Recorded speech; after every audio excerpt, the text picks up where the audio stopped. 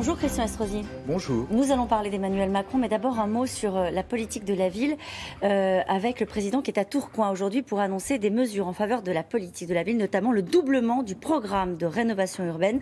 Est-ce que ça fait oublier les emplois aidés? C'est un peu l'idée politiquement. Bon, d'abord, les emplois aidés, et que les choses soient claires, nous avons toujours été contre.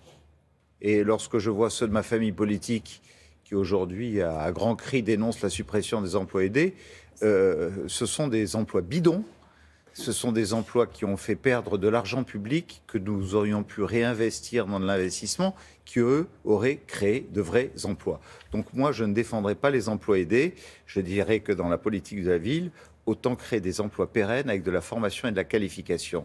Mais c'est une très bonne chose. L'idée, c'est de développer les emplois francs à partir de l'an prochain. Mais les emplois francs, c'est une autre chose. Ce sont les zones franches, à l'intérieur des zones urbaines sensibles. Tout ce qui avait été initié par Jean-Louis Borloo, je vous le rappelle, avec la création de l'Agence nationale de la rénovation urbaine.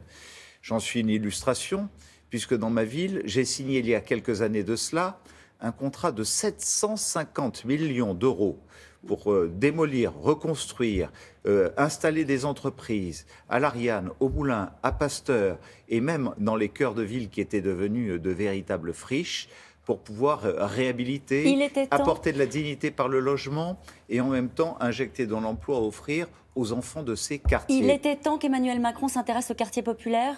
Oui, j'ai été un peu déçu que pendant la première partie de son mandat, il ne donne pas le sentiment d'avoir un intérêt particulier pour cela, alors que nous sortions de 5 ans de socialisme qui avait ralenti complètement les plans de rénovation urbaine et avait abandonné ces fameuses zones franches. Aujourd'hui, il fait des annonces importantes, 2,5 milliards, c'est-à-dire que nous allons pouvoir reprendre le cours de nos plans en rue qui avaient été considérablement ralentis pour pouvoir réinjecter du carburant, redonner de la cohésion sociale à ces quartiers. C'est ça le sujet, Christian Estrosi, les moyens. En réalité, les maires des villes dans lesquelles il y a des quartiers populaires, et je pense que c'est l'ensemble des maires des grandes villes de France, attendent des moyens. La politique de la ville, c'est de l'argent.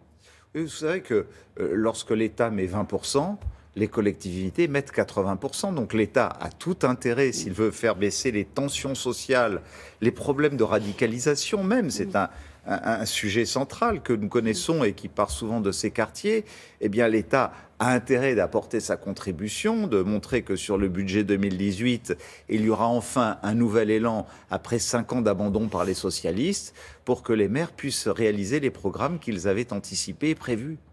Vous avez évoqué la radicalisation. Un mot juste sur... nous sommes au lendemain de l'hommage aux victimes du 13 novembre. Il n'y a pas eu de discours de la part d'Emmanuel Macron. C'est-à-dire qu'il n'y a plus grand-chose à dire aux Français en matière de radicalisation, de terrorisme. Comment vous expliquez c'est de la sobriété, peuvent dire les proches du président de la République? Emmanuel Macron était déjà venu avec beaucoup de dignité, beaucoup d'humilité le 14 juillet 2017 à Nice, chez moi, avec... cette volonté d'apporter de l'empathie, d'être proche des victimes, de leur apporter des réponses, d'essayer d'anticiper l'accompagnement futur des victimes et des familles des victimes, pour lesquelles d'ailleurs nous sommes candidats à un centre de ressources pour l'avenir à Nice. Ça suffit la compassion, c'est la question que je vous pose. Non, ça ne suffit pas, mais dans ces instants-là, la commémoration du 13 novembre, cette tragédie du Bataclan, où nous voyons bien que ce qui frappe tous ceux qu'ils haïssent, c'est-à-dire une société de fête, une société de culture. Et je suis si heureux de voir que les jeunes reviennent, que nos salles de fête sont fréquentées, que la promenade des Anglais a été pleine cet été. Ça s'appelle ce phénomène de résilience extraordinaire. Et en même temps, le responsable public a un devoir d'humilité, de modestie, d'accompagnement. C'est de la dignité, simplement. Sur le sujet de fond, il n'y a rien à dire. C'est la question que je vous pose. C'est pas le jour, un 13 novembre ou un 14 juillet, où l'homme politique doit dire, voilà, comment je vais mener le combat. Mais en dehors de ce jour-là, il y a eu le débat sur la loi antiterroriste. Il y a d'autres propositions à faire. Vous savez quelles sont mes positions dans la lutte contre la 5e colonne. Je dis très clairement que ce ne sont pas que des lois antiterroristes qui régleront le problème après une 12e, une 13e, une 14e loi. il faut sortir l'islam radical de l'islam, il faut dire à nos concitoyens musulmans qui eux-mêmes redoutent cette montée de l'islam radical, qu'ils doivent prendre plus de positions fermes. Pourquoi n'ont-ils pas dénoncé plus fortement l'attitude de Tariq Ramadan, par exemple? Je crois qu'ils ont un rôle majeur à jouer, que nous devons les accompagner pour cela, que nous devons mener la guerre à l'israélienne. Ce sont des thématiques sur lesquelles vous entendez suffisamment le président de la République, avec lequel vous avez des points de convergence, hein, clairement, mais sur ce sujet-là, est-ce que vous l'entendez suffisamment? Je trouve que d'avoir pris des positions très claires sur le retour, par exemple, des djihadistes, où ils disent très clairement que ceux qui sont partis faire le djihad ne doivent pas revenir, ou s'ils reviennent, doivent être mis à l'isolement et en prison, que leurs conjoints ou leurs conjointes doivent aussi faire partie d'un traitement spécifique, et que pour les enfants, il doit y avoir un traitement au cas par cas avec beaucoup d'humanité, ce sont des positions qui me conviennent forcément. On passe à la politique. Enfin, c'était déjà de la politique, mais on passe au parti Les Républicains, si vous le voulez bien. Quand Alain Juppé fait des appels du pied à Emmanuel Macron, notamment sur la question des listes communes aux européennes, vous y voyez un vrai pas politique vers le chef de l'État, ou un coup de semonce à l'endroit de Laurent Wauquiez, qui s'apprête à prendre le parti, sauf surprise. Nous voyons bien qu'avec Alain Juppé, nous sommes un certain nombre, depuis l'élection présidentielle, depuis... je dirais, les Républicains du Trocadéro, dont Sens commun se sont emparés, à redouter cette radicalisation de ce qui était autrefois une grande formation de droite et de centre-droit voulue par Jacques Chirac. Il faut reconstituer dans notre pays une grande formation centrale, à l'image de ce qu'était l'UMP. Les Républicains ne sont plus les héritiers ni le prolongement de l'UMP aujourd'hui. Nous voyons bien qu'un électorat de droite aujourd'hui est sensibilisé par cette capacité de réforme qu'affiche aujourd'hui et cette volonté de réforme le président de la République. Et de notre côté, nous sommes des progressistes, nous sommes des réformistes. Les maires de France, surtout, Alain Juppé est le maire d'une grande ville, comme moi. Nous sommes au-dessus de cette mêlée et nous voyons bien que nous devons rassembler ces forces qui veulent de la réforme. Les rassembler comment? Les rassembler avec des listes communes aux européennes, comme l'a laissé entendre Alain Juppé. Les rassembler dans une grande formation politique qui naîtrait de ce rassemblement que vous venez d'évoquer à l'instant. Ça, c'est à moyen terme, à long terme, mais est-ce que c'est envisageable, sincèrement, si Laurent Wauquiez prend le parti? Je ne veux pas d'abord faire de Laurent Wauquiez une affaire de personne. On parle du fond. Il a ses convictions, il a un positionnement que je ne partage pas sur de nombreux points, même si nous avons des points de convergence.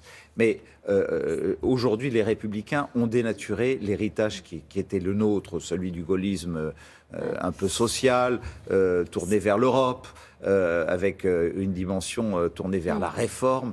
Aujourd'hui, s'enfermer dans cette espèce de conservatisme ne peut pas me convenir. Nous sommes des administrateurs du domaine public. Nous gérons 160 métiers à la tête de nos collectivités. Nous apportons des réponses sociales, des réponses par le logement, par la rénovation urbaine, par l'innovation, par les start-up.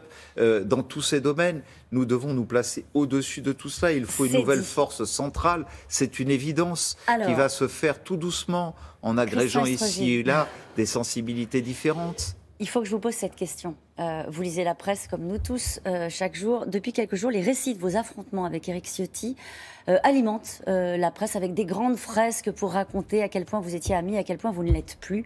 Il y a même des anecdotes assez savoureuses expliquant qu'il a cessé de payer, comme on l'a dit, votre ligne téléphonique au département et qu'il a arrêté d'assurer les frais d'entretien de votre photocopieur. On est vraiment sur des sujets de fond. Très sincèrement, vous en êtes où? Quel est le problème? Pour moi, la politique, ça n'est pas cela. Pour moi qui me consacre essentiellement à essayer de faire une ville innovante, où je suis allé recevoir à Lisbonne il y a quelques jours de cela le prix d'ambassadeur de ville de l'innovation pour l'Union européenne tout entière. Nous avons signé à Nice la déclaration de Nice. Mais je ne veux pas débattre de problèmes de personnes. Si certains veulent faire démouliner dans le vent, sont dans le ministère de la parole, moi je suis dans le ministère de l'action. J'agis au quotidien pour le bien de mes concitoyens. Je ne fais pas toujours bien, j'échoue sans doute dans certains domaines. Et puis il y en a d'autres où il y a des réussites. Et j'essaie de me consacrer à cela Je crois que nous désespérons nos électeurs et je ne m'associerai pas à des démarches d'un tel ou d'une telle qui, au quotidien, s'alimentent de petites phrases, s'alimentent de petites querelles, s'alimentent tout simplement de volonté de déstabiliser une population tout entière, parce que quand on s'attaque au maire d'une grande ville simplement par ego personnel, forcément, c'est à une ville tout entière qu'on s'attaque, c'est à une population, et on ne démontre pas l'attachement que l'on a tout simplement à l'intérêt général que l'on doit placer au-dessus de tout. Vous n'avez pas cité, mais vous parliez bien d'Éric Ciotti. Le général de Gaulle disait une chose importante. Entre mon parti et mon pays, j'aurai toujours pour priorité mon pays. Eh bien, j'ai pour priorité mon pays. C'est dit. Merci beaucoup, Christian Estrosi. C'est à vous, Laurent. Ah, c'est pas facile tous les jours. Mais c'est pas facile à couper. Ah, ben je sais. Merci. Passez une bonne journée quand même.